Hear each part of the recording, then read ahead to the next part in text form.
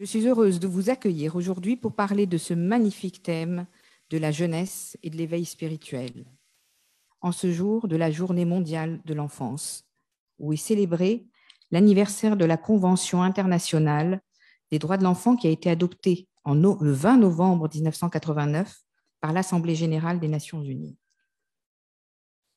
Je suis psychologue clinicienne chargée d'enseignement à l'Université de Paris, membre de la Fondation Al-Mulsaqa, de la Tariqa Qadiriyya Boutchichiyya, et j'ai l'honneur et le plaisir d'être votre modératrice aujourd'hui. Notre programme est diffusé en direct sur Zoom et aussi sur plusieurs pages Facebook. Et pour commencer, j'invite Jean-François Moulinet, coordinateur de notre forum Dialogue et Alliance, à partager quelques mots de bienvenue.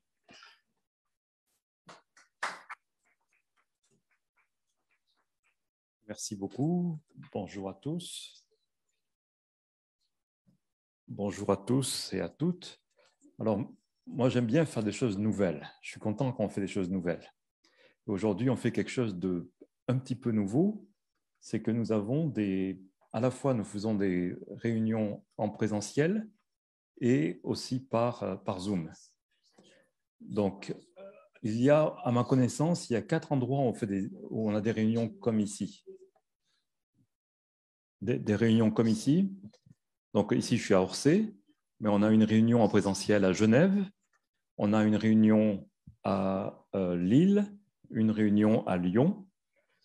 Et je suis vraiment très touché aussi par le nombre de personnes qui se sont inscrites pour être connectées par Zoom. Il y a une centaine de personnes qui se sont inscrites et, dans 22 pays. Donc vous voyez les pays. Et moi-même, chaque dimanche, on fait notre réunion. Je suis vraiment très ému lorsque je vois tous les noms de ceux qui se sont inscrits, parce que petit à petit, je commence à connaître les gens. Et vraiment, ça nous oblige. Je me sens vraiment très motivé à continuer.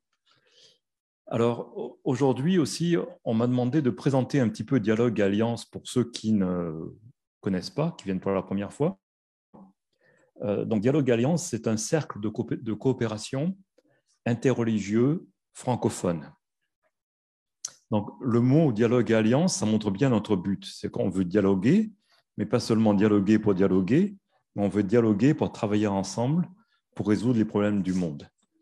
Donc, on est affilié à différentes associations. Donc, d'abord, il y a l'association interreligieuse pour la paix et le développement, donc ici en France. On est aussi en partenariat avec l'initiative des religions du monde, des religions unies, et l'Alliance interreligieuse et interculturelle de Genève. Donc, nous avons un site qui s'appelle Texte sacré du monde, sur lequel vous pouvez voir beaucoup de documents. Et donc, nous nous reconnaissons dans les 5 principes universels de la Fédération pour la paix universelle. On très vite, les 5 principes, c'est le premier principe, c'est la fraternité, de reconnaître qu'on a le même créateur, donc qu'on a la même origine. Deuxième principe, c'est la spiritualité, c'est que la nature des êtres humains est avant tout d'ordre spirituel et moral. Le troisième point, c'est l'importance de la famille. Le 4e point, c'est l'altruisme. Et le 5e point, c'est la coopération, travailler ensemble. Donc ça, c'est en quoi nous reconnaissons dans la Fédération pour la paix universelle. Quand on travaille avec l'initiative des religions unies, j'aime beaucoup un de leurs principes qui est de promouvoir une coopération interreligieuse quotidienne et durable. C'est-à-dire chaque jour de voir qu'est-ce que je peux faire pour coopérer avec des personnes d'autres religions. Et il y a aussi l'Alliance interreligieuse et interculturelle de Genève. Donc c'est dans cet esprit qu'on organise des réunions comme celle d'aujourd'hui. Donc pendant ces réunions, on va lire d'abord des extraits des textes fondateurs, donc que ce soit la Bible hébraïque, le Nouveau Testament, le Coran ou d'autres traditions, et des représentants de ces religions, de ces traditions, nous les commentent, et ensuite on a une partie de questions-réponses. Donc souvent, les thèmes que l'on prend sont en lien avec les journées de l'ONU. Donc aujourd'hui, le 20 novembre, c'est la journée mondiale de l'enfance. Donc c'est une journée qui est organisé par les Nations Unies et aussi organisé par l'UNICEF. Et par exemple, cette semaine, il y a eu beaucoup d'activités et aujourd'hui aussi, il y a beaucoup d'activités qui concernent l'enfance. Toute cette semaine, j'ai suivi la journée mondiale de prière pour les enfants du monde, qui était organisée par une association qui s'appelle Arigato International. C'était organisé à Genève et c'était vraiment impressionnant avec cette association plus l'UNICEF. Donc, ils ont réussi, après avoir travaillé beaucoup pendant plusieurs années, ils ont réussi à faire un programme d'éducation spirituelle pour les enfants. Donc, je vous ai mis le site, vous pouvez le télécharger. C'est vraiment un très beau programme que j'ai beaucoup apprécié. Mais nous voulons aussi donc contribuer aujourd'hui à cette journée de l'enfance en réfléchissant beaucoup plus sur le thème jeunesse et éveil spirituel. Voilà, donc je vous souhaite une bonne matinée, une bonne après-midi plutôt, et je laisse la parole à notre modératrice.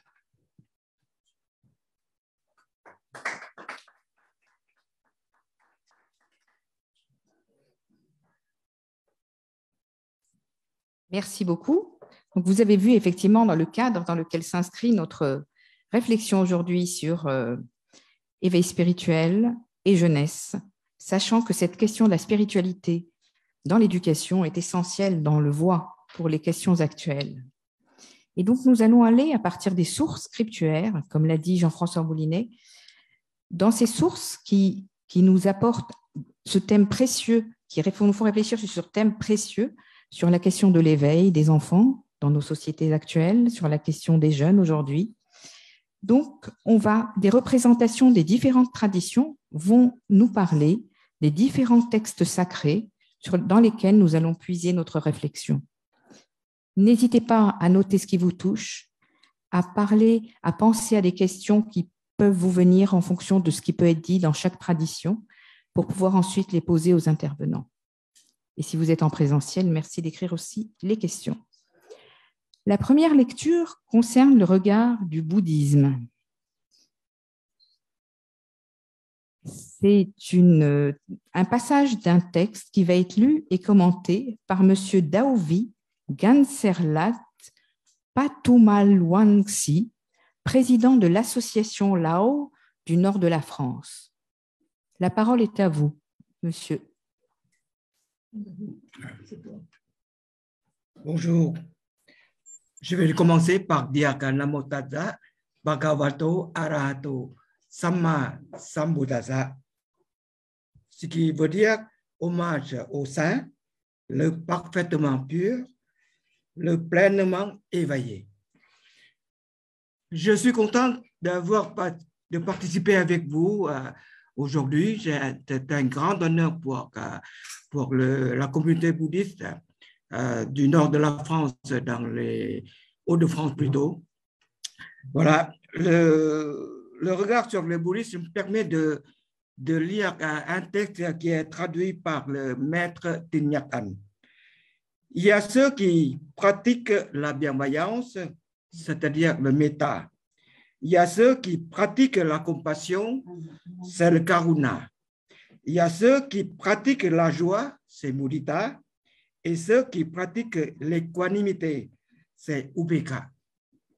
Voilà le texte sur le regard bouddhiste que je me permets de lire.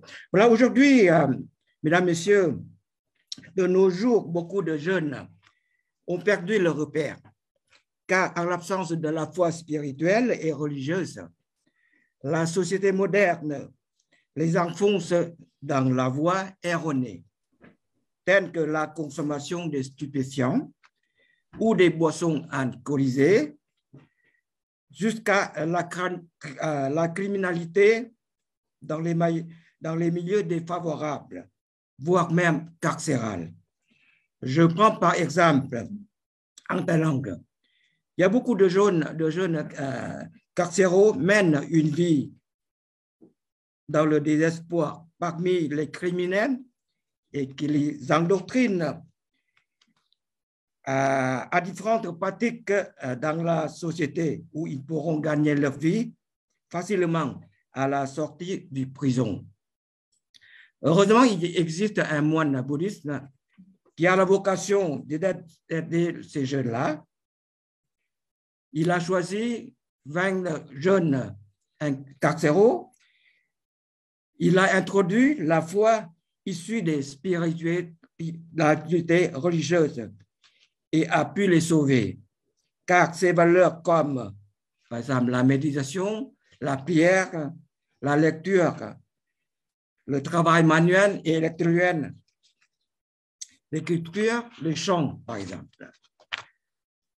C'est ainsi que la foi dans notre propre état de la foi spirituelle qui pourrait être comparée à activer le code de conduite morale qui déverrouille ce potentiel, caractérisé par le courage, la sagesse, la compassion et la foi, la force vitale.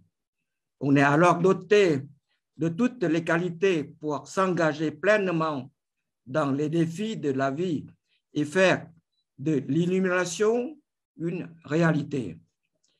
Quels sont ces codes selon la foi spirituelle du bouddhisme? Il y a 4 choses à observer pour la bonne voie de la société.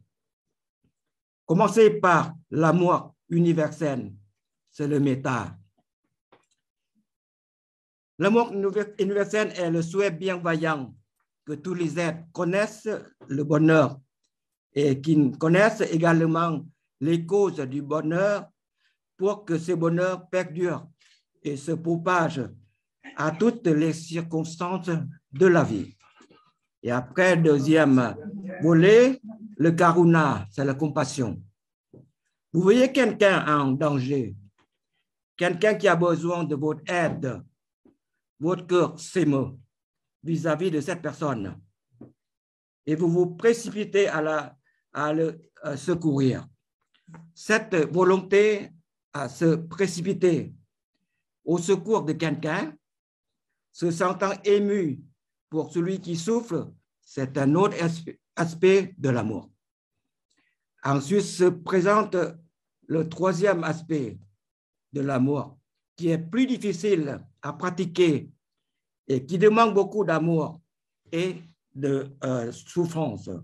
C'est le mudita, qui vous incite à participer au bonheur des autres plutôt. Et ceci supprime en vous de toute trace de jalousie et d'envie afin que vous réussissiez un bonheur de l'autre personne et même de votre ennemi.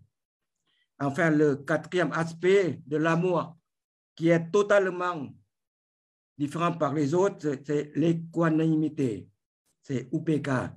Vous n'avez plus d'amis, ni d'ennemis, plus de supérieurs, ni d'inférieurs.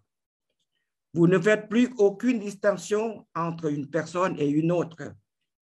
Et avec tous les êtres vivants, toutes les choses, toutes les situations, vous ne formez plus qu'une seule entité.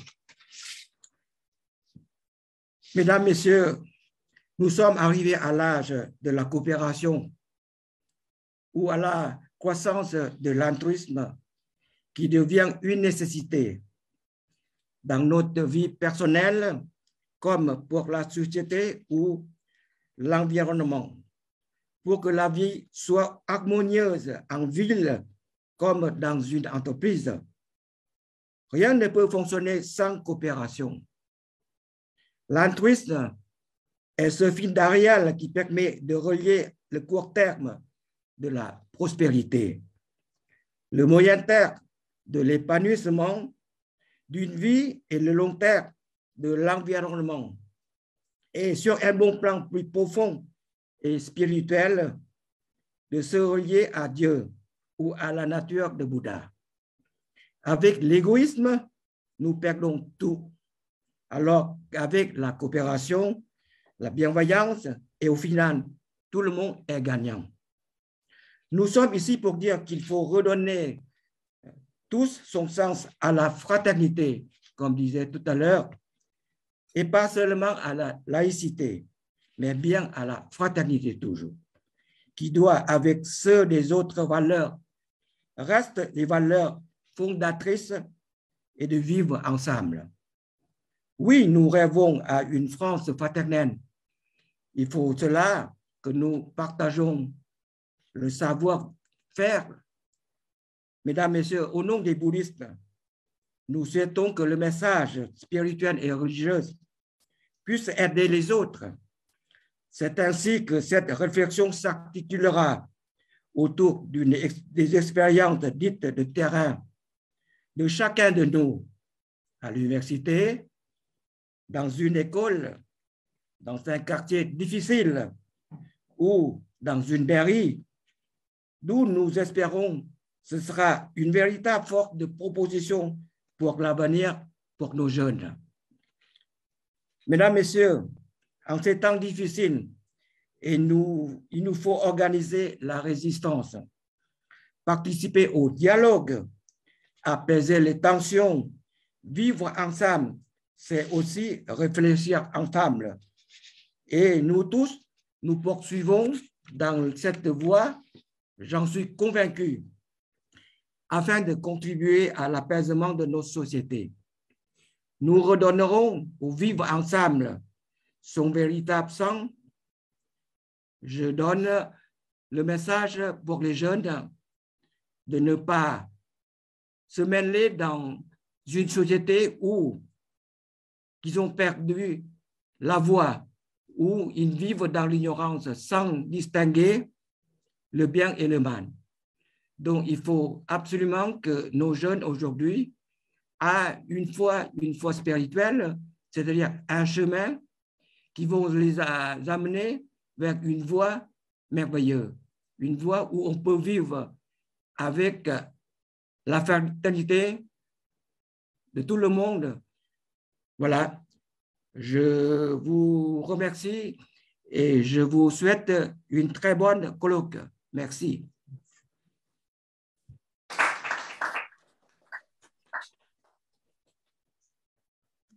Merci beaucoup, Monsieur Daoudi, de ce message fort qui prend en compte et qui met en place et qui rappelle l'importance de la voie du bouddhisme dans ses valeurs de paix, d'universalité, d'apaisement, de fraternité, et qui montre l'importance du travail de terrain dans cette voie et qui ouvre le cœur de manière très, très ouverte pour que chacun soit pris en compte et qu'il y ait une place pour les jeunes essentiels.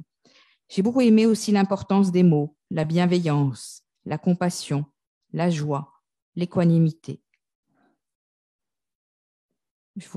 Notre deuxième lecture va apporter un regard néo-chrétien. Il va s'agir du texte sur l'engagement de la confirmation, lu et commenté par M. Jean-Luc Martin Lagardette, journaliste passionné d'épistémologie, de sciences de la connaissance.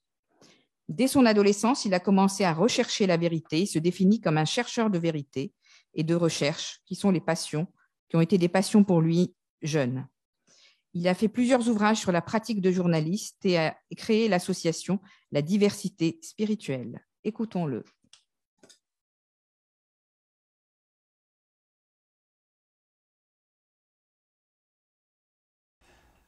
Chers amis, bonsoir. Je remercie Dialogue et Alliance de m'avoir invité à ce partage avec vous tous.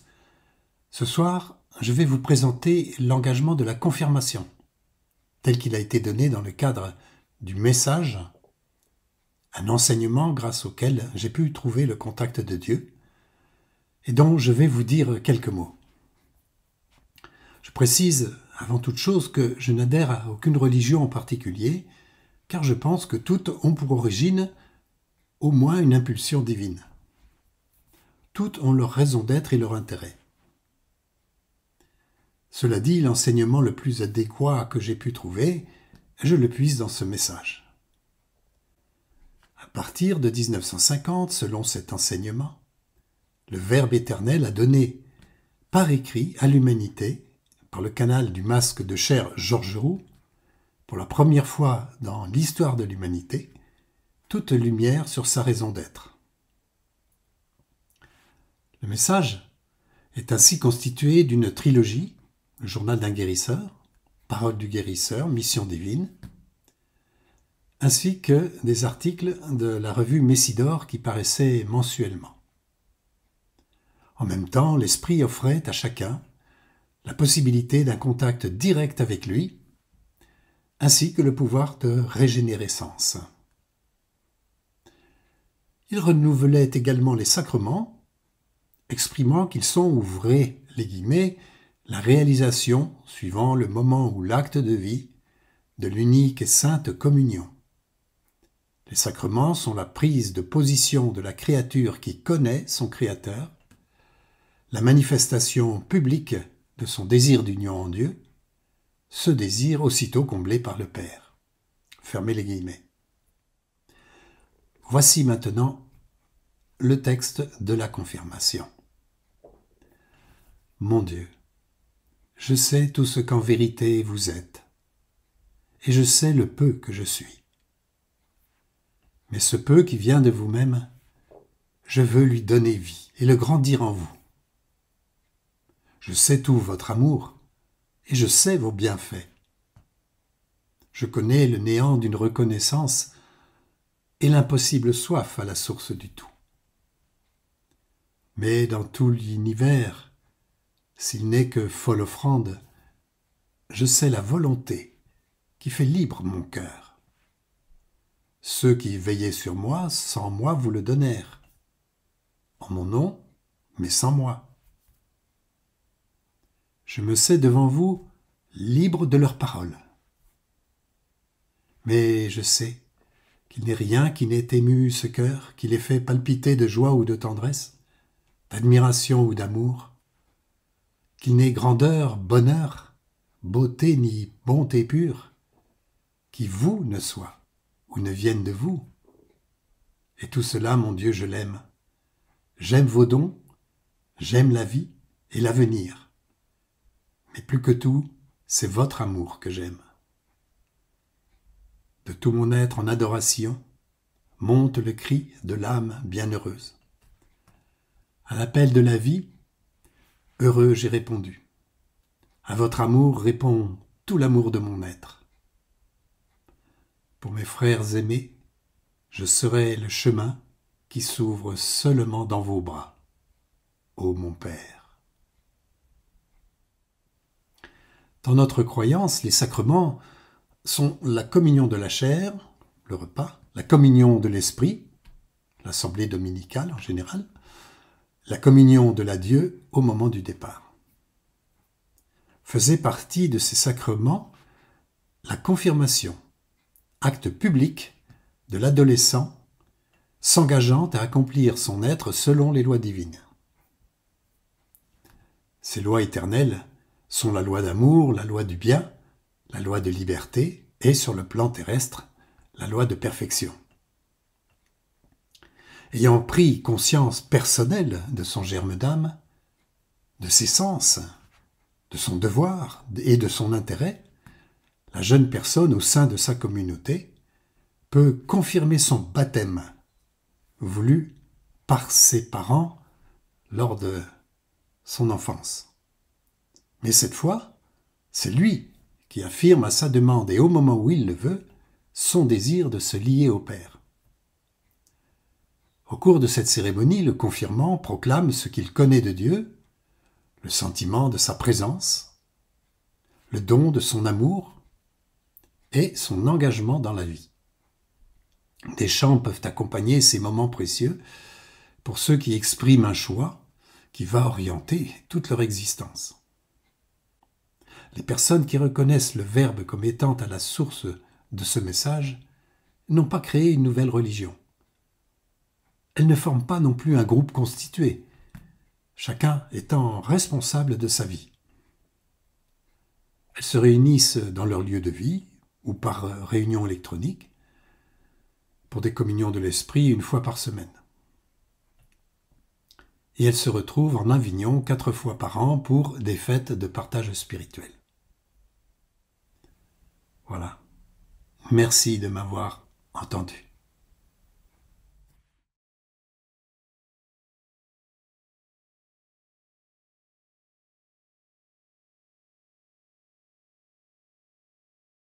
Merci. Merci beaucoup, Monsieur Martin Lagardette, nous avoir dit de façon profonde, rappeler la question du sacré, du sacrement, en nous en délivrant un message très profond, et de rappeler qu'au centre, il existe cet amour christique qui peut faire lien entre les uns et les autres. Merci beaucoup de ce sens du sacré. Nous allons maintenant avoir une courte pause musicale et vous allez écouter un chant interprété par les Frangines, duo composé de deux amies, Anne Coste et Jacinthe Madelin, qui se sont rencontrées, elles avaient 12 ans, sur le chemin de l'école, en région parisienne, près de la Selle-Saint-Cloud. En 2014, elles ont lancé leur chaîne YouTube où elles postent la chanson qui les ont fait connaître. Et elles ont répondu de façon très enthousiaste à notre demande d'utiliser un de leurs chants dans notre réunion d'aujourd'hui. Je vous invite à les écouter très attentivement, car leurs paroles disent combien le désir de chaque enfant est de devenir quelqu'un de bien.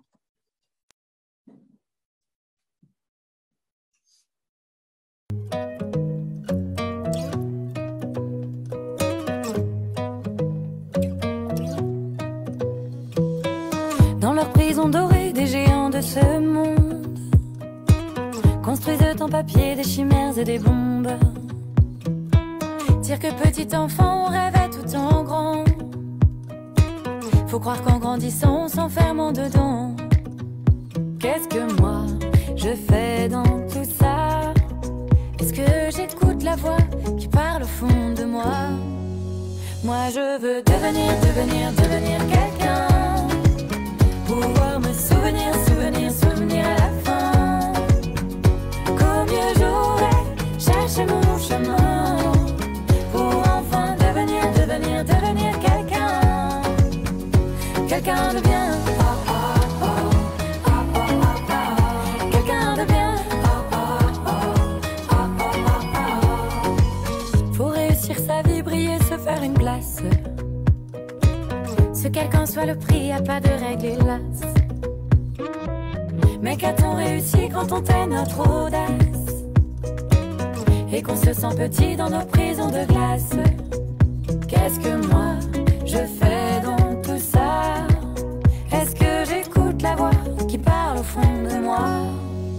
Moi je veux devenir quelqu'un. Pouvoir me souvenir à la fin. Chercher mon chemin pour enfin devenir quelqu'un, quelqu'un de bien.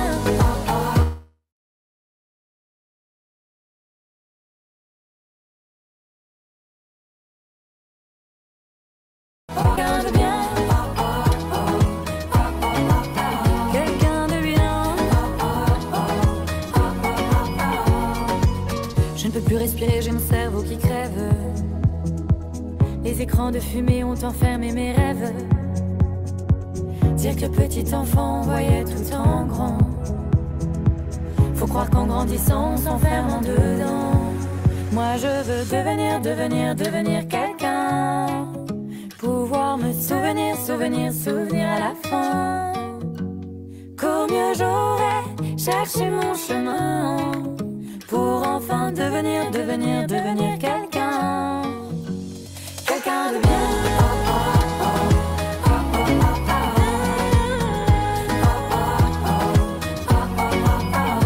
Quelqu'un de bien. Quelqu'un de bien.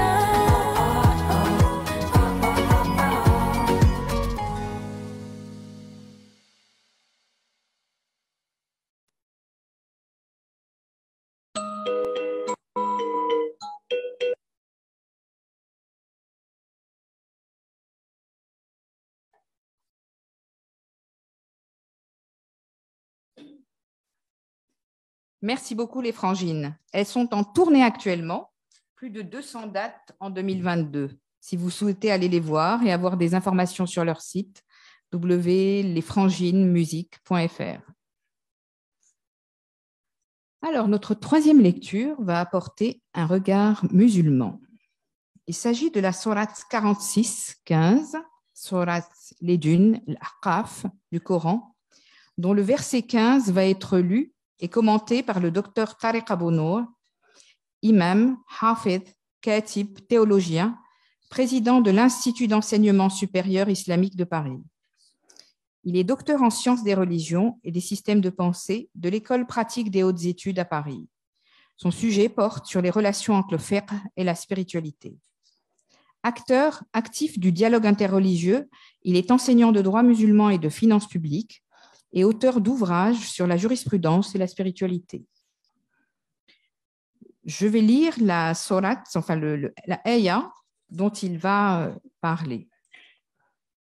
ووصينا الإنسان بوالديه إحسانا حملته أمه وحمله وفصاله 30 شهرا حتى إذا بلغ أشده وبلغ 40 سنة قال أوزعني أن أشكر نعمتك التي أنعمت علي وعلى والدي وأن أعمل صالحا ترضاه وأصلح لي في ذريتي إني تبت إليك وإني من المسلمين. Et nous avons enjoint à l'homme de la bonté envers ses pères et mères. Sa mère l'a porté, en a accouché. Sa gestation et sevrage durent 30 mois. Puis quand il atteint ses pleines forces et atteint 40 ans, il dit « Ô Seigneur, inspire-moi pour que je rende grâce aux bienfaits dont tu m'as comblé, ainsi qu'à mes pères et mères, et pour que je fasse une bonne œuvre que tu agrées, et fais que ma postérité soit de moralité saine. Je me repens à toi et je suis du nombre des soumis. » Docteur Abounour, c'est à vous.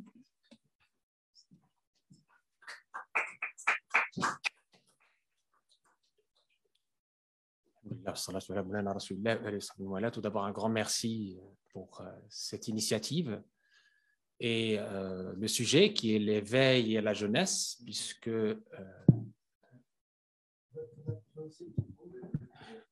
pour ce sujet effectivement intéressant qui est l'éveil et la jeunesse, l'éveil de la jeunesse ou l'éveil spirituel et la jeunesse. Et dans un premier temps, je souhaiterais quand même insister sur la sensibilité du sujet et qu'il y a plus de 1400 ans déjà d'islam à son avènement, en venant justement dans la continuité des livres révélés, eh bien, il donne une importance capitale, structurante et structurelle à l'enfance. J'ai dit dans l'introduction de mon livre sur l'éducation des enfants, c'est l'enfant est le père de l'homme. Et parmi les missions de ce dernier messager, en plus du livre Kitab, la sagesse, l'hikma, il y avait cette tazkiya, la purification, liyuzakihim.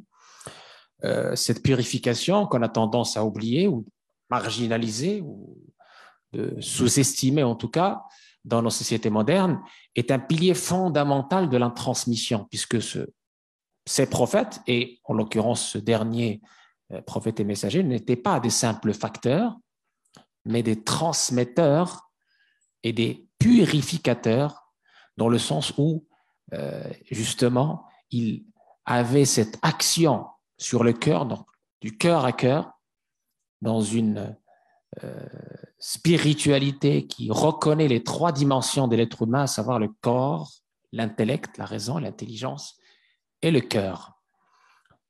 Ces 3 dimensions, dans un équilibre harmonieux, doivent être justement nourries, comme on nourrit le corps, comme le corps a des besoins qu'on ne peut mettre de côté, hein, l'eau, la nourriture terrestre. Eh bien, l'esprit aussi, le cœur aussi, a cette nourriture spirituelle. Malheureusement, beaucoup occultent ce besoin de nourriture spirituelle jusqu'à ce que le cœur soit atteint de sécheresse et de mort. Et c'est ce qu'on observe aujourd'hui dans ce monde de la consommation aveugle.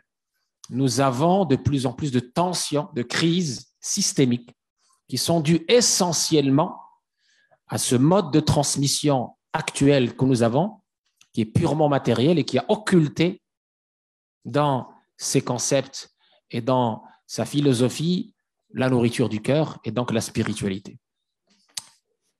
Pour mettre l'accent sur les mots, parce que les mots MAUX, les mots de nos sociétés, pour pouvoir délivrer le message et donc la solution, je fais allusion et je vous transmets une étude et des résultats, des rapports des scientifiques sur aujourd'hui ce qu'on appelle la déformation de la jeunesse. Il y avait l'enquête « Les effets des écrans sur le sommeil des adolescents » de l'Observatoire régional de santé en 2020. Il y avait l'enquête « Effet de l'exposition des enfants et des jeunes aux écrans » par le Haut Conseil de la santé publique en 2019. Il y a l'enquête « L'enfant, l'adolescent, la famille et les écrans » par l'Académie des sciences, l'Académie nationale de médecine et l'Académie des technologies en 2019. Et enfin, santé, vie sociale, résultats scolaires, quels sont réellement les effets sur les écrans et les ados. Et tous ces rapports-là sont publics, sont faits par des autorités dont on ne peut ignorer la qualité. Donc, nous ne sommes pas sur des spéculations, nous sommes sur une réalité de notre monde qui doit nous alerter, qui doit nous questionner, notamment les parents en premier lieu. Le verset coranique que vous venez d'entendre tout à l'heure fait allusion à ce rôle intrinsèque des parents parce qu'ils sont responsables dans nos responsabilités en tant que vicaires, lieutenants, khalifas sur terre. Les parents en sont les premiers transmetteurs des valeurs à leurs enfants. Et donc, comme le dit le hadith, l'être humain est né sur la fitra, la nature primordiale, et ce sont ses parents justement qui vont le transformer, le forger en bien ou en mal. On parle dans la théologie musulmane de valeurs innées ou de valeurs acquises, c'est ce que j'avais mentionné dans le livre également avec du détail. Bref, ces rapports sont unanimes. Pour nous alerter sur ce phénomène, je peux vous donner quelques exemples d'impact dévastateur de ce nouveau mode de consommation, de cette nouvelle tendance, de cette alternative mondialisée qui est la surexposition aux écrans et aux réseaux sociaux et donc au virtuel et le manque justement de rapport avec le réel et notamment avec l'absolu. On a la surexposition aux écrans provoque justement des effets néfastes. On a justement la question de l'intelligence émotionnelle qui disparaît chez les enfants. On a la question du sommeil, donc des troubles du sommeil. On a la question de la vie sociale. Donc ici, on nous dit à partir de 15 ans, les enfants qui étaient exposés au bas âge aux écrans souffrent d'insomnie chronique, à l'origine de troubles préjudiciables à leur santé et d'une désynchronisation appelée jet lag social, car l'horloge interne qu'on a n'est plus en phase avec la vie sociale. Donc, on a une perte claire des repères. On est, entre guillemets, à cause de cette surexposition virtuelle, n'est plus en capacité d'interagir, de réagir et donc de mener une vie équilibrée, d'où la montée de la criminalité et de la délinquance. Il est très important de comprendre que la religion musulmane est une religion qui vit avec son contexte. Quand le Coran et la Sunna, les deux premières sources scripturaires de l'islam, nous parlent d'éducation, elle met en avant cet aspect de rencontre avec le divin, cet aspect de communion dès l'âge de 7 ans avec la prière, avec cette connexion avec l'absolu. Où en est-on aujourd'hui dans nos sociétés modernes quand on parlera de dhikr, d'invocation, de spiritualité? On est aussi agréablement surpris quand on relit nos textes, quand on redécouvre nos textes scripturaires, de la valeur donnée au rapport avec la créature. Je citerai 2 hadiths, 2 paroles du dernier messager. La première, nul n'est véritablement croyant s'il n'aime pas pour son prochain ce qu'il aime pour lui-même. La deuxième, al-khalqu iyadullah, les gens sont sous la protection, sous la bienveillance de Dieu, leur créateur. Ahabbukum ila Allahi anfa'ukum li'iyalih. Ceux qui sont les plus aimés au créateur sont ceux qui sont au service de sa créature. Donc, vous voyez le vertical, sa relation avec l'horizontal. C'est pour ça que nos maîtres nous disent la créature est à la fois la porte et le voile. La porte, si vous la considérez, si vous interagissez avec elle avec bienveillance, miséricorde, amour, toutes ces valeurs qu'on retrouve dans le Coran, ces valeurs que je peux qualifier d'universelles, et le voile est donc l'entrave à votre propre cheminement spirituel, à votre éveil spirituel, à votre ascension, à votre connaissance dont il est question dans le Coran. Je n'ai créé les djinns et les humains que pour m'adorer. M'adorer dans l'exégèse coranique, c'est me connaître. Eh bien, l'entrave de cette connaissance divine, de cette gnose, c'est justement la créature que vous avez méprisée, sous-estimée, que vous avez refusé d'accueillir. L'accueil. D'où dans ce que je développe ici dans ce livre, cette question d'altérité. Le fait de connecter, de transmettre aux générations futures, à nos enfants, cette nécessité du respect de l'autre. L'altérité est aujourd'hui un engagement ferme et définitif que les parents doivent mettre en avant de leur éducation pour qu'on soit dans une société saine, sereine, paisible, qui considère que l'autre n'est pas un problème, mais l'autre est une solution. L'autre n'est pas un ennemi, mais un partenaire. L'autre n'est pas une entrave, mais une complétude. Un de mes maîtres disait à ce sujet-là, l'eau est une, les fleurs sont multiples. Il faut voir l'autre comme une autre fleur, comme un complément. Une fleur différente, mais une fleur quand même. Qui dit fleur, dit beauté, dit parfum, dit utilité. Donc à chaque fois que je vois dans l'autre une fleur, moi-même, j'évolue avec ce regard de vénération, avec ce regard d'amour, avec ce regard de beauté. Eh bien, il y a le reflet, le retour dans mon propre cœur. Parce que si je vois la laideur autour de moi, c'est que moi-même, mon miroir n'est pas poli. Poli, P-O-L-I. Mon miroir n'est pas assez poli pour que je puisse voir mes propres défauts. Et donc, je vais malheureusement m'intéresser aux défauts de l'autre et oublier les miens. Et cela est encore une autre entrave que la spiritualité musulmane veut résoudre absolument pour que l'être humain soit libre et libéré.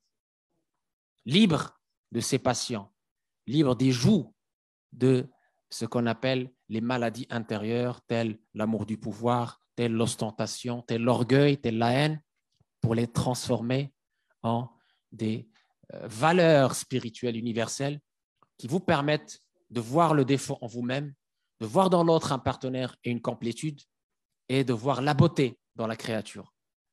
Parce que la laideur n'est pas dans l'origine de la créature de Dieu.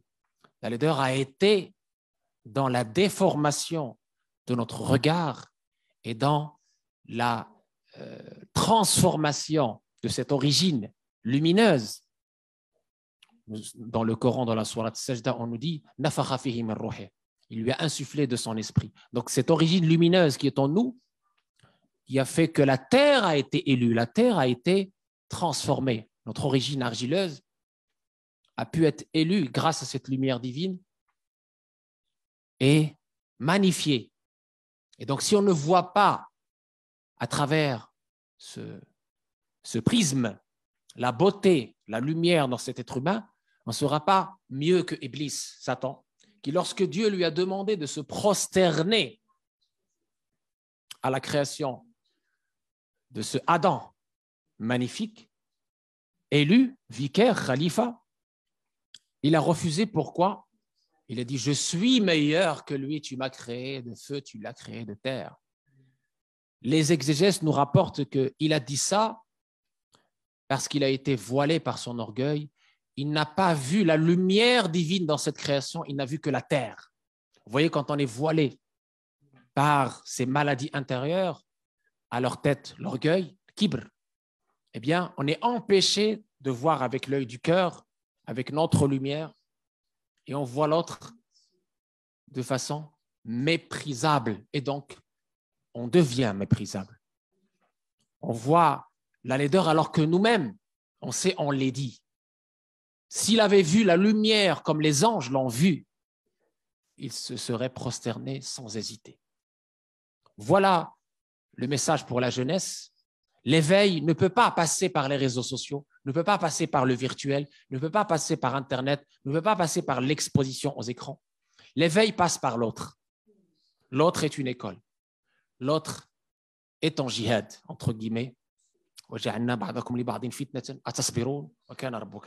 a fait des créatures une épreuve, nous dit le Coran.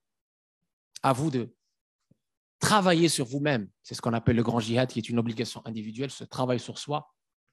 Et c'est le message à cette jeunesse, et c'est le message aux éducateurs, à leur tête les parents, qui sont responsables de transformer justement l'essai et de rendre ces enfants, cette amana, ce dépôt sacré, de le rendre, entre guillemets, cette pierre précieuse, faire ce travail d'orfèvre pour qu'on réussisse tous ensemble l'éducation qui est pour moi la base, l'épine dorsale de nos sociétés pour apaiser les tensions et mériter la demeure de paix. Le Coran a appelé le paradis Dar al-Salam, demeure de paix, et on ne peut reconnaître la paix là-haut que si on la reconnaît ici même à travers la pacification de notre âme, Ammara Bissou, instigatrice du mal, pour la transformer d'une âme qui inspire le mal vers une âme qui blâme le ouama, toujours selon le jargon coranique, vers une âme pacifiée, mutma'inna, vers une âme agréée, et c'est cela l'apogée, et c'est cela la cible, le target, que chacun de nous doit voir comme cible et comme but final afin de réussir tous ensemble cette cohésion, cette paix qu'on doit reconnaître ici pour pouvoir la mériter dans l'autre monde pour ceux qui croient à cette paix éternelle. Je vous remercie.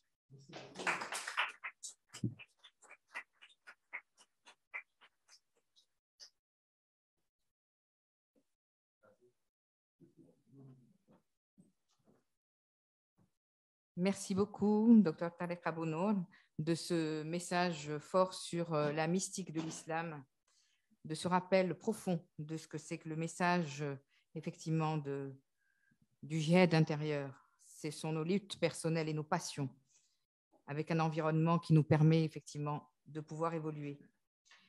Merci de ce rappel sur l'éducation, la place de l'importance de l'enfant, de l'adolescent par la suite, qui est toujours lié dans un lien, vous l'avez bien dit, de transmission à son père, à sa mère, comme nous le dit la sourate, afin qu'il puisse retrouver le sens symbolique pour lui ancré dans la spiritualité et la culture. Vous avez les travaux du Dr Abounour qui a beaucoup travaillé, ça a été sa vie, son œuvre, comme on dit, pour pouvoir transmettre l'importance de l'islam. Je vais passer la parole à monsieur Dr Michel Taoutchan, un moment avant qui me paraît important, qui est présent parmi nous et que je remercie pour nous donner un peu une parole. Et nous ferons ensuite les questions, l'interaction.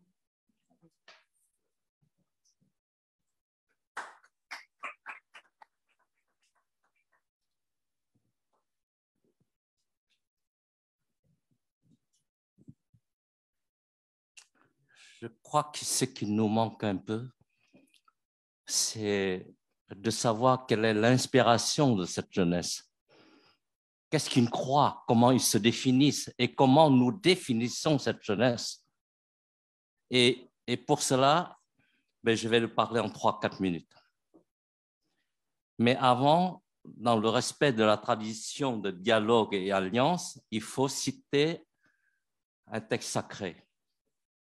Et je voulais citer un mantra du texte sacré qui est à la fois commun avec le bouddhisme, le védantisme, l'hindouisme et le taoïsme. Ce mantra, ça parle de ce qu'on appelle notre conscience, la conscience envers l'être humain et la conscience universelle. Om Purna Purnamada Purnamidam Purnamudachyate Purnasya Purnamadaya Purnameva Vasijate. Ce mantra permet seulement de dire que notre conscience personnelle, individuelle, est reliée à la conscience universelle. Ils sont toujours interdépendants. Et pour expliquer encore plus clair dans ce mantra, c'est qu'une petite feuille, une fleur sur cette terre est reliée à l'étoile le plus loin que nous puissions imaginer. Nous sommes tous interdépendants. Et ce mantra a été à l'origine de beaucoup de mantras dans le bouddhisme, dans le soufisme, dans le védantisme et également dans l'hindouisme. Voilà. Et maintenant, je veux revenir sur un point qui est essentiel, c'est nous parlons beaucoup de ces jeunes, de la jeunesse, qu'on appelle aujourd'hui la génération Z. Et les parents, nous, on les qualifie la génération des zoomers. Zoom, zoom, zoom, zoom, zoom, zoom, la raison des zoomers. Mais qu'est-ce qui est défini, cette génération de zoomers? C'est quelle est la différence que cette génération par rapport à notre génération, qu'on appelle génération X, E, c'est Z, et puis il y a une préparation, ce qu'on appelle génération alpha. Donc, qu'est-ce qu'ils pensent? C'est ça l'essentiel également. C'est comment ils définissent eux-mêmes. On n'a jamais parlé d'eux, comment ils définissent. Ils se définissent comme entrepreneurs, indépendants, et ils focalisent également sur ce qu'on appelle l'effet réel de la réalité. Comment ils nous définissent? Très simple, ils nous disent, une montre qui ne marche plus, une montre qui marche a la possibilité de donner 2 fois l'heure juste. Donc, ça veut dire que nous, on a quelque chose à faire. On dit quelque chose de juste, mais il faut les définir. Qu'est-ce qu'ils sont inspirés? La dernière semaine, c'est-à-dire mercredi, jeudi, j'étais dans une réunion pour la congrégation de l'islam en Suisse, avec la FIF, Fédération des musulmans en France. Qu'est-ce que j'ai appris? J'ai appris pour que nos paroles puissent guider la future génération, il faut qu'à l'intérieur de chaque croyance, à chaque religion, on a des paroles communes. On ne va pas se disputer sur les phénomènes, qu'est-ce qui nous différencie, etc. Préparons la future génération avec mettre en commun nos diversités, je n'ai pas dit de nos différences, pour que la génération puisse avoir confiance. Qu'est-ce qui inspire la génération Z? Moi, je crois que c'est très important. Ils ont dit, nous ne sommes pas nés pour accommoder la philosophie classique. Les règles et régulations qui sont dans notre cœur, nous voulons confirmer aujourd'hui l'abondance des possibilités de l'amour plus loin, sans restriction. Voilà un peu leur inspiration que nous ne parlons jamais. Cette inspiration, j'ai extrait à partir de la semaine dernière, il y a dans l'université de Tsinghua, où ils ont regroupé 10 nationalités, des jeunes d'inspiration qui veulent s'exprimer comment ils voient les nouvelles générations, comment ils peuvent participer à la vie active. Et il y a l'Amérique du Sud, l'Afrique du Sud, l'Inde, la Géorgie, la France, les États-Unis.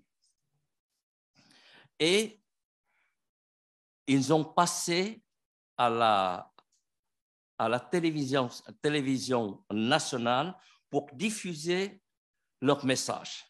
Et il y a une audience plus que 200 millions de personnes. Et ces parties-là sont diffusées également au niveau des métros,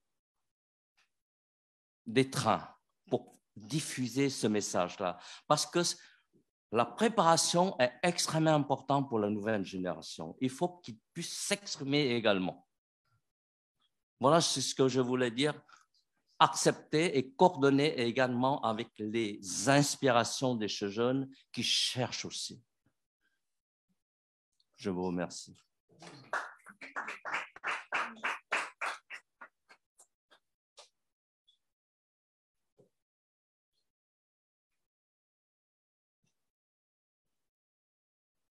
Sur la base de cette belle conclusion qui reprend les diversités actuelles et qui demande à ce que ces jeunes s'expriment chacun et qui donne la place à leurs paroles dans l'ancrage de toutes les spiritualités, les cultures et les religions, et on voit que c'est en marche.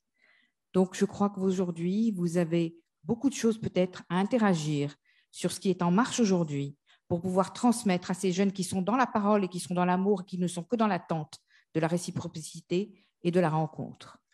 Je laisse à M. Laurent Ladouce, directeur du Forum pour la paix, chargé de la Fédération pour la paix, directeur du site Culture et Paix, justement, la parole.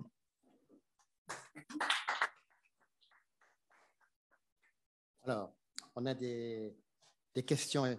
Docteur Abounur, je suis devant un dilemme. D'un côté, vous nous invitez à l'altérité. Alors, je serais tenté de donner la parole à ceux qui nous écoutent de Lyon et d'autres choses. Mais vous avez aussi mis en garde contre l'abus de nouvelles technologies. Alors, est-ce qu'on met le Zoom en premier? Vous voyez, c'est un dilemme. C'est un dilemme, voilà. Exactement. Voilà. Alors, on a d'abord une question qui vient du Nord, de M. Van Alderveld, qui s'adresse à M. Daouvi Patumalongsi. Sabaïdi, vous êtes là, M. Daouvi? Oui. Alors, voici la question. Hein? Voilà, c'est ça. Donc, la lecture et le dialogue explicatif des textes du Bouddha sont-ils plus importants que la méditation personnelle pour la croissance spirituelle du jeune bouddhiste? Que conseillez-vous? Pour ma part, la parole du Bouddha, ce n'est qu'un chemin plutôt. Et après, la pratique de la méditation, c'est quelque chose de personnel plutôt. Et moi, je pense que la pratique personnelle est plus importante. Le Bouddha ne fait que de montrer le chemin. Donc, la pratique méditation, ça nous permet de reconnaître soi-même qui je suis, comment je vais vivre et comment ma future vie sera passée dans quel sens. Voilà, c'est l'importance. D'abord, il faut qu'on soit reconnaître soi-même d'abord. Bouddha a dit que le soi-même, c'est une enveloppe. Ce n'est pas quelque chose qui est propre à la personne. C'est une enveloppe qu'on peut quitter ou on peut abandonner dans une durée déterminée. Voilà. Donc, l'important, c'est de ne pas croire que le soi est quelque chose qui va nous permettre d'attacher à des choses. Le soi, c'est, comme je l'ai dit tout à l'heure, c'est une enveloppe. Donc, le soi, c'est qui va nous guider vers un chemin, du faux chemin plutôt, parce qu'on considère toujours le soi. On ne voit pas personne d'autre à côté. Donc, on pense toujours à soi. Ce qui veut dire qu'on vit un peu dans l'ego. C'est pour ça que la recherche personnelle, ça se fait par la méditation. Entendu. Merci pour cette réponse. Alors, nous avons une deuxième question, toujours de Jean-Rival Lervet, qui s'adresse cette fois-ci à notre ami Jean-Luc Martin Lagardelle. Voici la question. Quelle est l'origine de l'âme? L'âme du bébé lui est-elle attribuée dès la conception par ses parents? Provient-elle d'un réservoir d'âme du ciel ou d'autres possibilités? La réussite de la croissance de cette âme dépendrait-elle ensuite soit des parents eux-mêmes, du Saint-Esprit, d'un ange gardien, de tierces personnes ou d'autres paramètres? Jean-Luc, peux-tu répondre? Avec grand plaisir, bien sûr, mais pour répondre à toutes ces questions, il faudrait faire une thèse, il faudrait une demi-heure, enfin une demi-journée. Simplement l'origine de l'âme, d'abord une précision, pour moi, pour l'enseignement que je connais, l'âme, c'est le germe de l'être futur, c'est le germe de l'être d'esprit réel qui vit éternellement s'il choisit de vivre en harmonie avec son créateur. Et quand je parle de créateur, je parle de l'esprit. On peut l'appeler Dieu, on peut l'appeler d'autres dénominations, mais c'est toujours cette lumière et cet amour qui sont en chacun de nous sous une forme de germe. Et le bébé, l'âme du bébé lui est-elle attribuée, d'après notre enseignement, puisque la cause universelle est une cause d'amour, puisqu'elle multiplie la vie, comme les parents multiplient la vie en obtenant des enfants, eh bien, cette âme du bébé lui est déposée dans le fœtus à partir du moment des premiers battements de son cœur, c'est-à-dire à peu près un mois et demi, environ un mois et demi après la conception. Donc, cette âme, ça veut dire que dès que son cœur bat, ce fœtus est un être humain aux yeux de Dieu. Il a la possibilité, une fois qu'il est né, avec des parents qui le guident, eh bien, d'accéder à cette connaissance divine. Et donc, la réussite de la croissance de cette âme dépendra bien sûr au départ des parents, mais ensuite aussi du choix de l'enfant. J'ai parlé tout à l'heure du sacrement de la confirmation. C'est très important pour moi, cette idée de sacrement, parce que c'est une aide. C'est une aide pour bien choisir dans les moments de doute, dans les moments où on se sent égaré, attiré par des voies contraires.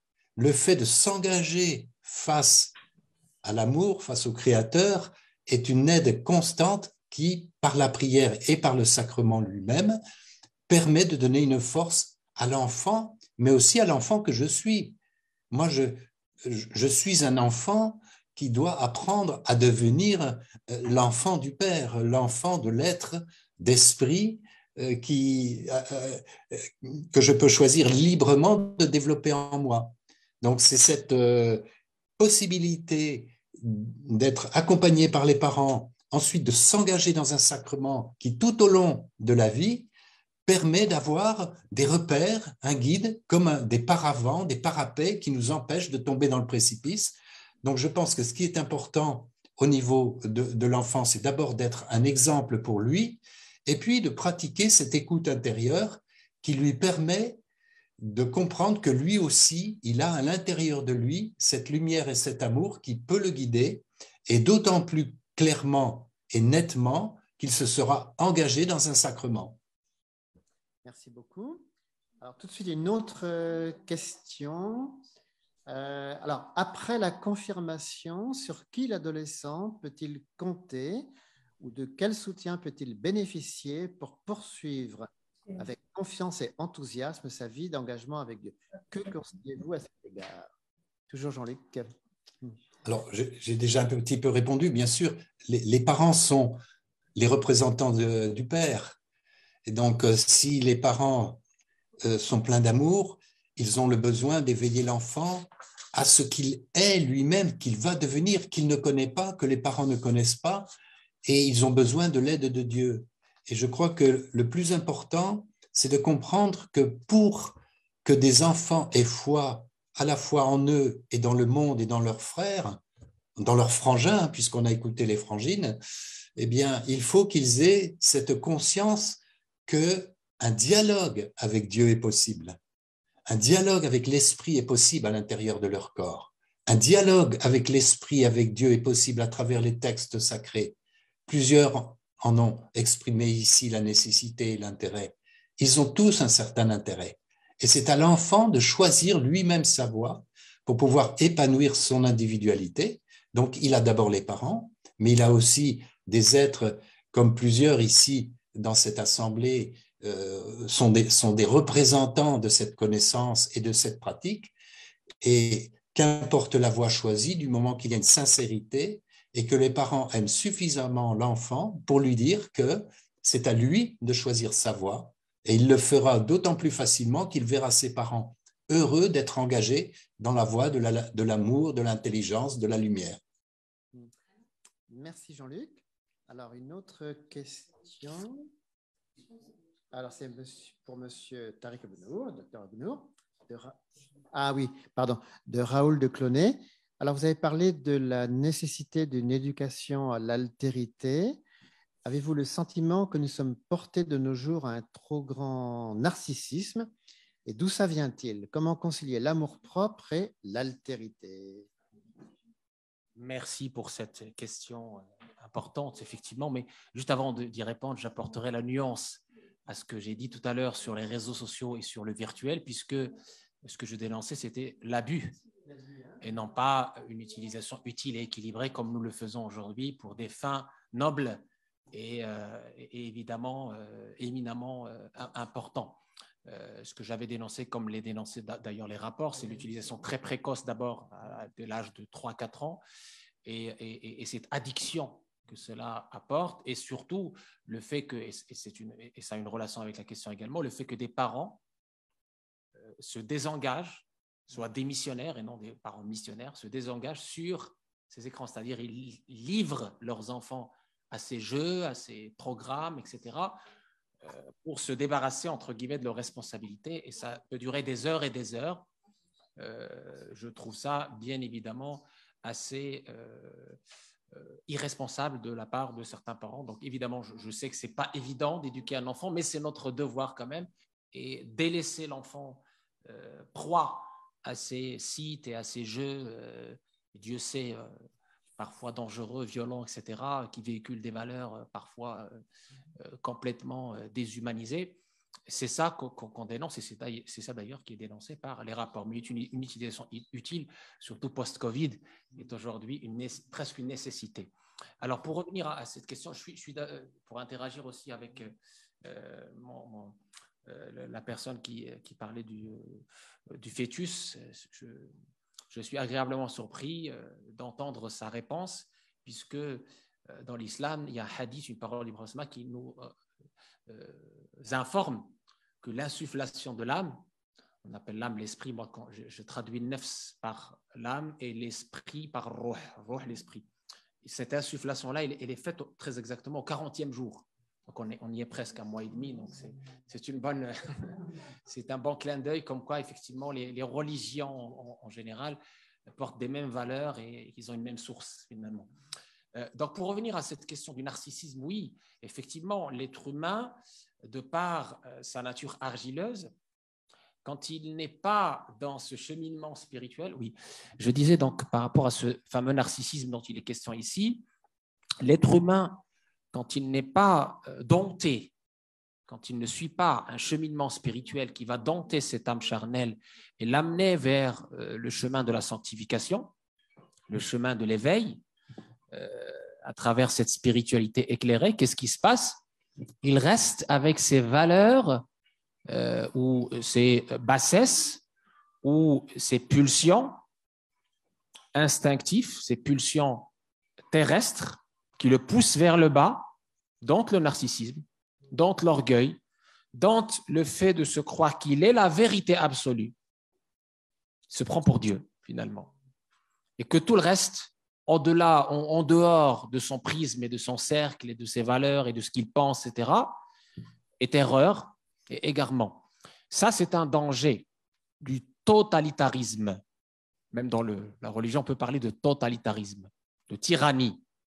Cette tyrannie, quand l'âme n'est pas domptée, quand il n'y a pas de cheminement spirituel, et toutes les religions le portent, et toutes les religions appellent à ce cheminement spirituel, le Coran, à plusieurs reprises, nous cite « Qad aflaha man zakkaha » atteint le succès celui qui la purifie. C'est-à-dire que l'âme même porte en elle-même ces germes de cette origine argileuse, et quand on n'est pas en train de l'élever vers la lumière, quand on n'est pas en train de dompter, de transformer ces instincts bestiaux et de contrer notre pulsion, nos pulsions argileuses pour s'élever vers la lumière et donc vers l'esprit, eh bien, nous sommes confrontés au narcissisme, à l'orgueil, au totalitarisme, et donc on exclut l'autre. Ce que vous retrouvez chez les sectes, Daesh, tout ça, c'est cette adoration du soi, au lieu d'adorer Dieu. Vous comprenez? C'est-à-dire, on est dans une espèce de shirk, d'association, où la personne, au lieu d'adorer Dieu, et donc de se libérer des jougs de ses passions, et d'élever son âme vers un idéal, eh bien, il est en train de s'adorer lui-même, d'adorer son adoration. C'est la définition même de l'orgueil, c'est la définition même du narcissisme, c'est du nombrilisme. Donc, on est, je suis, comme a dit Satan d'ailleurs, c'est la continuité de ce cheminement de Satan, Shaitan, lorsqu'il a dit à Dieu, je suis meilleur que lui. Tu m'as créé de terre et tu l'as créé, tu m'as créé de feu, tu l'as créé de terre. Donc, il faut faire très, très attention à ces maladies intérieures. Il y a des gens qui ne savent même pas, qui sont dans des rituels, dans un héritage, dans des formes sans fond, et ils croient qu'ils sont dans la religion. Ils sont juste en train de répéter des mouvements. Ibn Atallah al-Iskandari, un grand mystique musulman, un grand saint, disait « Les actes sont des formes mortes dont l'esprit réside dans cette pureté d'intention qui est en eux. Cet éveil, ce n'est pas l'acte en lui-même. Il faut être présent. Il faut savoir à qui est destiné cet acte. Ne pas se tromper de destinataire. Si tu es là juste pour, entre guillemets, t'auto-adorer, tu n'as pas compris ce que c'est qu'une religion qui doit relier l'être humain à l'absolu, à Dieu, et le relier à la créature. Donc l'altérité. Tu dois accepter que l'autre peut être différent, que tu n'es pas là pour imposer. D'ailleurs, le Coran l'a dit à son prophète. Tu es là que pour faire le rappel. Le rappel de quoi? De ce pacte initiatique. Ne suis-je pas votre Seigneur avant la création, avant la manifestation dans le monde manifeste? Dieu nous a posé cette question et nous avons répondu. C'est pour ça qu'on l'appelait un rappel. Tu n'es pas là pour dominer, pour contraindre. L'être humain, dans son élection, selon le terme coranique, n'est pas fait, n'est pas construit pour être dominé. D'ailleurs, tout ce qui est sous la contrainte dans la théologie musulmane ne peut pas être accepté, ne peut pas être jugé, parce que tu es sous la contrainte, tu as perdu ton libre arbitre. L'être humain, il est élu parce qu'il peut agir selon sa liberté, selon ses choix, raisonner, convaincu, et qu'il a un esprit, justement, qui le distingue et qui fait qu'il peut atteindre la sanctification à travers un chemin de ce qu'on a appelé en arabe jihad al-akbar, le grand jihad. en parallèle du petit djihad, qui est physique et momentané et précis. Merci. Ah d'accord, je suis là. D'accord. Ah non, pas du tout. Non. Très bien. Alors, on va m'entendre. Oui, c'est toujours pour vous. Hein. Alors, ça vient d'un monsieur du Congo qui nous suit. Voilà, Sunday Katemo. Alors, quels sont les éléments qui constituent la bonne nourriture du cœur et quelle est la source de la bonne nourriture? La parole est à vous. On voit que les gens ont bien suivi, en tout cas, ça me ravit. Oui, tout à fait, on a une bonne nourriture, des bonnes nourritures, un ensemble de bonnes nourritures spirituelles, d'ailleurs qui sont indiquées dans le Coran et la Sunna également, eh bien, qui sont résumées dans un seul mot qu'on appelle dhikr. Dhikr, qui veut dire évocation, invocation. Et le dhikr, il a été cité plus de 80 fois dans le Coran. Plus de 80 fois. 82 exactement. D'accord ? Sous forme, donc, il y a la fameuse lecture du Coran, La ilaha illallah, subhanallah, etc. Donc, toute cette communion, finalement, ce dialogue, un de mes collègues l'a appelé dialogue, avec Dieu, à travers La ilaha illallah, par exemple, à travers la salat ala nabi, à travers. Donc, toutes ces formules d'invocation qu'on fait en silence, qu'on fait dans sa retraite, qu'on fait avec les convenances qu'il faut, parce qu'on est avec le Créateur, donc il y a des convenances à cette assise, à cette assemblée. Et le dhikr, le Coran a dit très exactement, n'est-ce pas par l'invocation de Dieu que ça pèse les cœurs. C'est la clé de la paix intérieure. Cette invocation de Dieu, qui s'est appelé lui-même paix, salam, qui va nous faire hériter la demeure de paix, Darus Salam, et bien pour arriver à cette paix intérieure, l'invocation abondante du Seigneur. Plus tu l'invoques, plus tu l'aimes, parce que généralement, on sait que quand on aime quelqu'un, on ne se lasse pas de l'invoquer, et inversement, plus on l'invoque, plus on l'aime. Donc cet amour est tributaire de son invocation abondante, et d'ailleurs c'est dit dans le Coran, l'ordre aux croyants et aux croyantes de l'invoquer abondamment. Il n'a pas dit juste invoquer abondamment. Et si on délaisse l'invocation par la langue et par le cœur, on va occuper la langue, parce que la nature n'est pas le vide, comme disent les physiciens. Si on délaisse cette invocation de Dieu par la langue et par le cœur, on va évoquer les défauts des autres. On va errer dans un monde matériel loin du sens, de la quête du sens que nous devons avoir, cette intelligence spirituelle. Et donc l'invocation est la clé de cette paix intérieure, l'invocation est la preuve et l'indicateur de cette intelligence spirituelle, et l'invocation est aussi le remède contre cette insouciance, contre cette sécheresse du cœur. La preuve en est dans le hadith, également la sunna, la deuxième source de l'islam, dans l'authentique de Bukhari, selon Abu Musa al-Ash'ari, il dit, je dis toujours les textes dans leur langue originale et je les traduis parce que traduire, c'est toujours trahir un peu. Donc vous m'excuserez. L'exemple de celui qui invoque son Seigneur et qui ne l'invoque pas, c'est l'exemple du vivant et du mort. À vous de choisir. Quand on dit vivant ici, ce n'est pas vivant au sens physique, c'est au sens spirituel. Et quand on dit mort également, ça sous-entend une mort malheureusement du cœur, et donc on ne distingue plus, on ne discerne plus le bon du mauvais. C'est pour ça qu'on voit des gens aussi durs et aussi radicaux et aussi extrêmes, c'est parce qu'ils ont perdu la vie du cœur. Et donc, quand on perd la vie, on n'est que malheureusement un reflet de l'obscurantisme et des passions, et on s'auto-adore, on revient à cette auto-adoration, à cet orgueil, à ce narcissisme. Merci beaucoup. Alors, un peu de narcissisme quand même. On va quand même revenir à notre salle. On n'a pas entendu beaucoup de dames jusqu'à présent. Mais Madame Dib, vous qui avez à la fois fait de très belles études, vous êtes docteur et maman, est-ce que vous pouvez venir nous dire un petit peu votre expérience d'éveil spirituel avec vos enfants? Voilà. Donc, Madame Dib est maronite, n'est-ce pas? Oui, libanaise. Elle est avec son mari. Et donc, alors vous êtes très, très savante en génétique. Oui. Voilà. Mais vous avez aussi donné naissance à 3 enfants. Alors, comment avez-vous vécu l'éveil spirituel de vos enfants? Vous avez la parole. Parlez près du micro. Bien, bien près. Oui. Ah oui, pardon. Excusez-moi. Bonsoir à tous.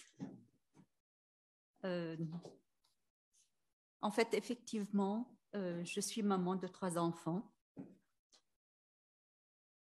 qu'on a élevés seuls ici en France avec mon mari, parce qu'on venait du Liban et là, on n'a pas de famille. Donc, on était seuls à élever ces enfants-là. Pour la spiritualité, ça dépend comment on prend le sens de cette spiritualité, parce que on a déjà entendu pas mal de personnes ici et de notions. Pour nous, c'était et la religion et en plus, à côté, l'humanité et la fraternité. On n'a pas dissocié les deux. La religion, parce que en fait, on est de religion chrétienne et on a voulu continuer dans ce sens-là. On a pu quand même arriver à faire la communion pour les enfants. On essaye de garder un petit peu la tradition. On n'est pas très...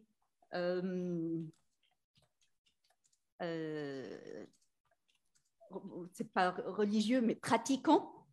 Mais de temps en temps, on essayait, par exemple, pour Pâques, pour les rameaux, pour Noël, on garde les traditions, que ce soit d'aller à la messe, d'emmener les enfants, de faire à la maison le sapin, la crèche, de les motiver à faire pareil. Donc, on a gardé, de point de vue religion, cette activité-là.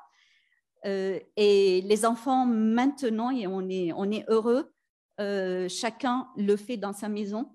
Donc, on a réussi par rapport à ce point-là, à la religion. Et d'autre part, ce qui est très, très important pour moi, parce que la religion peut être juste interne dans notre cœur, c'est comment vivre avec les autres. Et là, je pense qu'on a pu quand même donner cette impulsion à nos enfants de vivre en fraternité, de voir tout le monde, de discuter avec tout le monde, n'importe quelle religion, de pouvoir aider les gens quand ils ont besoin. Et on est vraiment heureux de les voir faire. Et on se dit, bon, pour ça, on a réussi peut-être une petite partie de notre travail de parents. C'était pas facile, mais là, on est heureux de les avoir amenés dans cette histoire-là et d'être ici, en France, où la fraternité, c'est le symbole de la France, à agir en tel et être en même temps chrétien.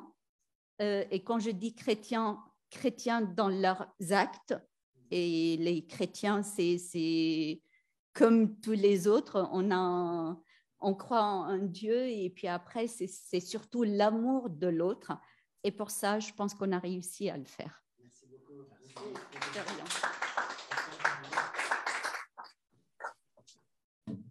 Alors, maintenant, il y a une question donc, qui est générale.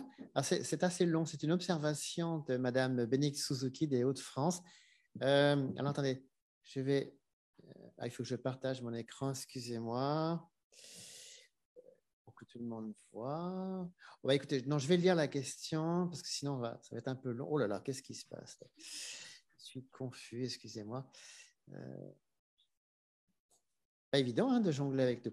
Bon, en gros, peut-on créer, alors elle s'adresse à tout le monde et on va peut-être terminer là-dessus, peut-on créer un groupe interreligieux axé sur l'éducation des valeurs pour les enfants et qui lutte contre toutes les aberrations telles que l'éducation du genre dans les écoles et l'éducation du tout est relatif dont nos enfants sont bombardés.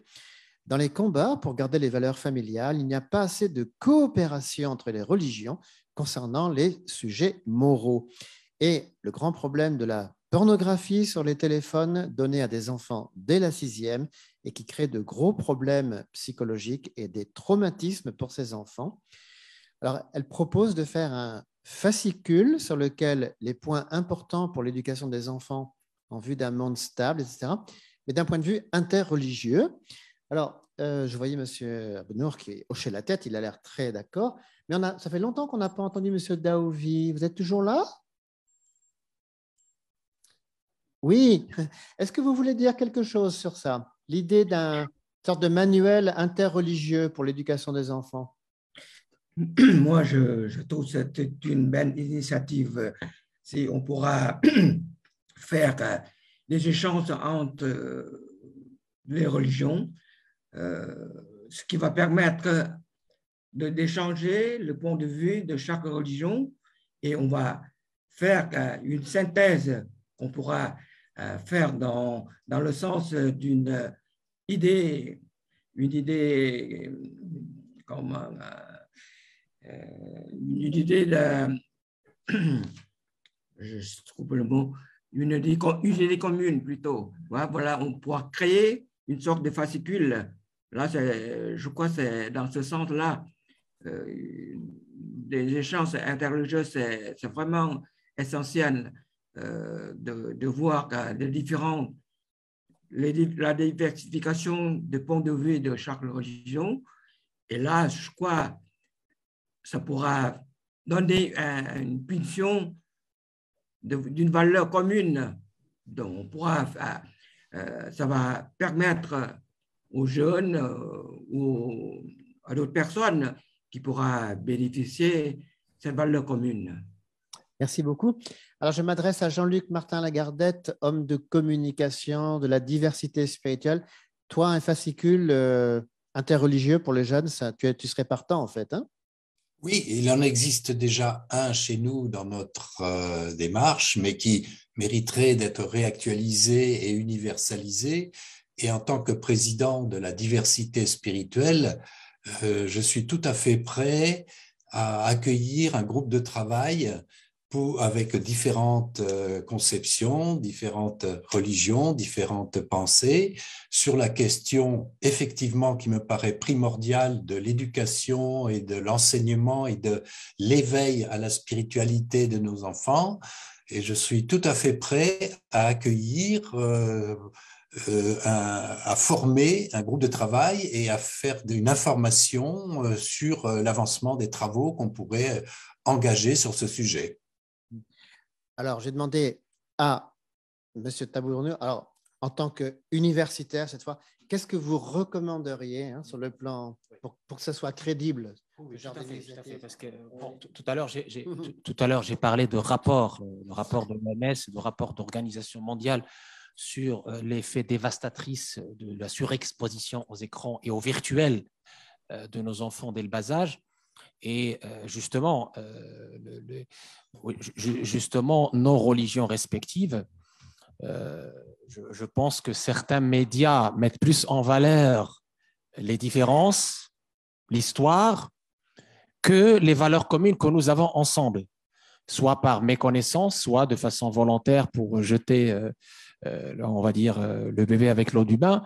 Et je trouve ça lamentable et réducteur quand on sait que nos religions ont plus de valeurs communes que de différences dogmatiques. Nous avons là, comme valeur commune, comme la dame l'a dit tout à l'heure, la question primordiale de l'éducation, la famille, le respect, l'altérité dont j'ai parlé tout à l'heure, et j'avais donné comme exemple la sagesse d'un de nos maîtres, l'eau est une et les fleurs sont multiples. Je pense à méditer pour mieux la cerner et la comprendre. Et donc, oui, un fascicule. Dans Artisans de paix, dans laquelle je travaille depuis des années, on avait aussi à cœur cette question, non seulement de l'éducation, mais du comportement, de la moralité en général, de mettre un fascicule interreligieux universel qui parle de cette moralité, de ce comportement, de ce soubassement de nos cultures et de nos sociétés pour éviter, dans un avenir proche, et ça a malheureusement commencé, la destruction de valeurs. Parce qu'on est face aussi, il faut le dire, hein, c'est un combat intellectuel et profond, on est face à des anti-religieux, il faut le dire, qui aujourd'hui considèrent que la famille n'a pas d'importance, qu'il n'y a pas entre guillemets, de valeur ou de place pour les religions. Et ils combattent farouchement toute moralité, il faut le dire. Et on a le droit d'exister. Là où on est dans une posture parfois timide, parfois même excusez-nous d'exister, excusez-nous d'être là, excusez-nous de parler au nom de nos religions respectives. Donc il faut, à mon avis, mener le combat ensemble avec toutes les religions. Je me rappelle, et ça m'a agréablement surpris lorsqu'on nous a invités au Sénat pour parler de la génétique, la GPA, gestation pour autrui, tout ça. On a parlé un langage commun avec monsieur le rabbin et monsieur l'évêque.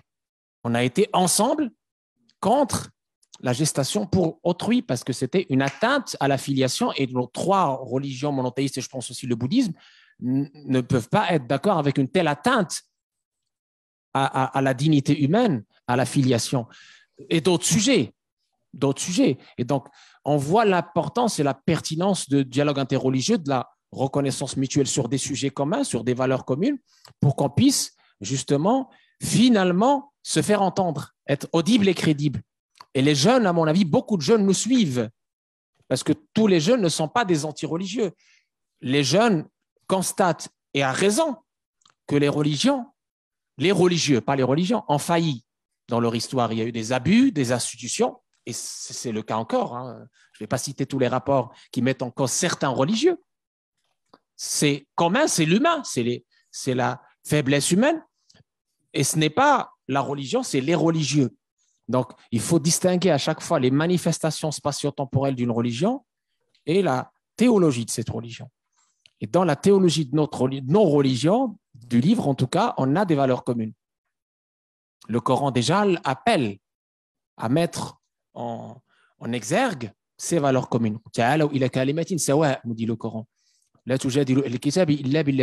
discuter avec les gens du livre que de la manière la plus douce, la plus bienveillante, parce qu'on a des valeurs communes, la famille en fait partie, l'éducation en fait partie, un fascicule, on a trop tardé. Je pense qu'on a trop tardé et que les initiatives à droite à gauche doivent se mettre ensemble pour enfin créer quelque chose d'audible et de crédible et vulgariser. Il ne faut pas théoriser trop, il faut donner quelque chose de pratique et de simple au chevet de nos familles qui aujourd'hui souffrent. Souffrent pourquoi? Parce qu'ils sont en décalage avec toute l'évolution technique et technologique. Souffrent parce que, il l'a dit tout à l'heure, la génération Z n'a plus rien à voir avec les parents et les grands-parents. On nous considère has-been déjà. Moi, je suis déjà considéré has-been. Hein, donc, voilà. Maintenant, même entre Facebook et Twitter, les gens qui ont Facebook, on dit qu'ils sont de la préhistoire. Voilà. Alors que maintenant, c'est plutôt Twitter et Snapchat. Vous voyez comment on évolue très rapidement. Les mœurs et les esprits évoluent très rapidement. Et nous devons rester fermes sur les fondamentaux pour ne pas perdre, entre guillemets, cet esprit de l'humain, qu'on ne se déshumanise pas. Voilà. Merci beaucoup. Alors, ce qui est bon signe, c'est qu'à la fin de notre réunion, il y avait de plus en plus de questions. C'est bon signe. Peut-être que pendant les exposés, les gens sont un petit peu intimidés, mais quand ils commencent à comprendre l'importance du sujet, il y a beaucoup de personnes qui sont… Voilà, donc malheureusement, on n'a pas pu écouter tout le monde. Je vais demander donc à Jean-François Boulinet de conclure. Merci. Merci infiniment.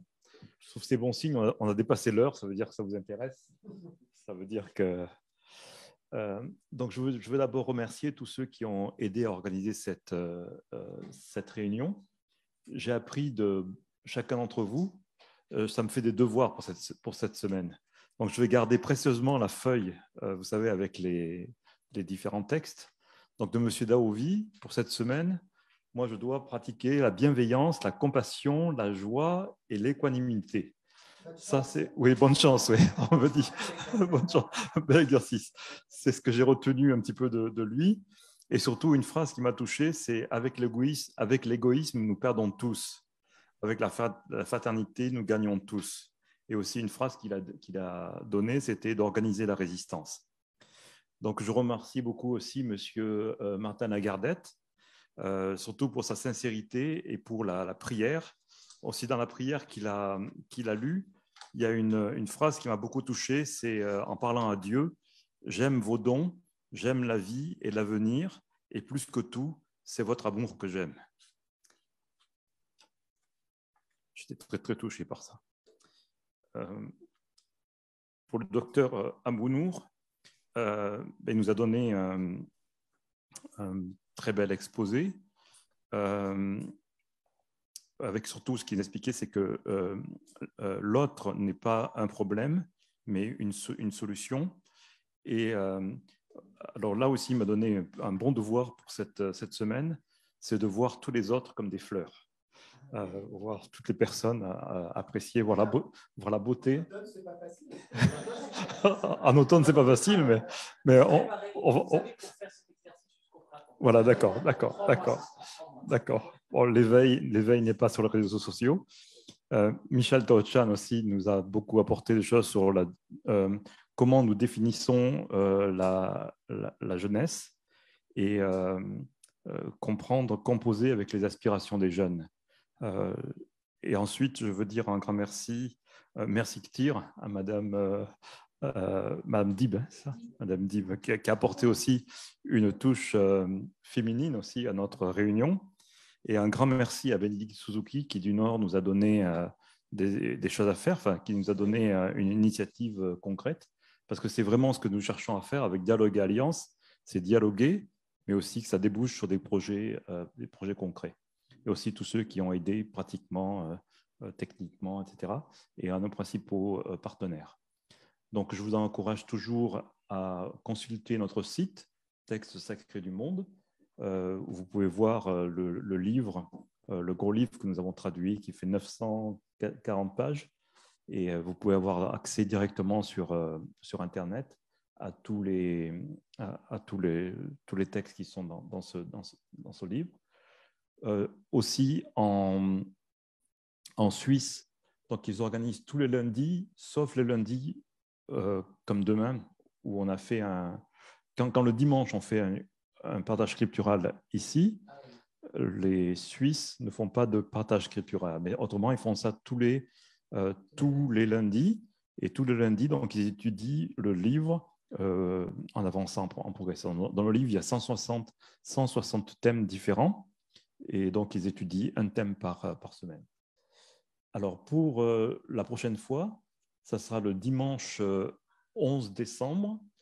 Et on a pris comme thème, on veut essayer de comprendre les aspects paternels et maternels de Dieu, ou si Dieu est plus masculin, féminin, comment...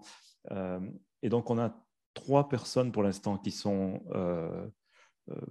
donné pratiquement leur accord. C'est un rabbin de Suisse, un professeur protestant de Suisse aussi, de Lausanne, et un professeur de Strasbourg, professeur Geoffroy, qui s'intéresse à l'islam. Nous avons aussi une chanteuse de gospel qui vient du Cameroun, qui a donné son accord pour faire. Et donc, ça sera la conclusion de l'année, de la saison 2022, où cette année, on a pris comme thème « Vivre avec Dieu au quotidien ». Et je pense qu'on pourra présenter aussi, donc à la fin de la réunion de la prochaine fois, on fera un peu un résumé de tout ce qui s'est passé en 2022 et on commencera on lancera le thème de l'année 2023. Je pense que ça sera quelque chose comme bâtir la paix au quotidien. ou cultiver la paix au quotidien. Voilà. Voilà, merci beaucoup d'avoir participé. Et Merci. Merci à tous. Merci à tous de tous les pays d'avoir été là avec nous.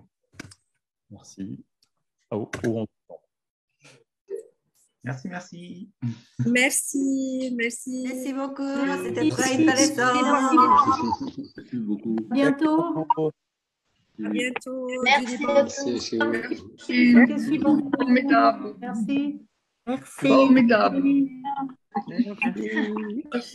Merci beaucoup. Merci. Au revoir. Au revoir.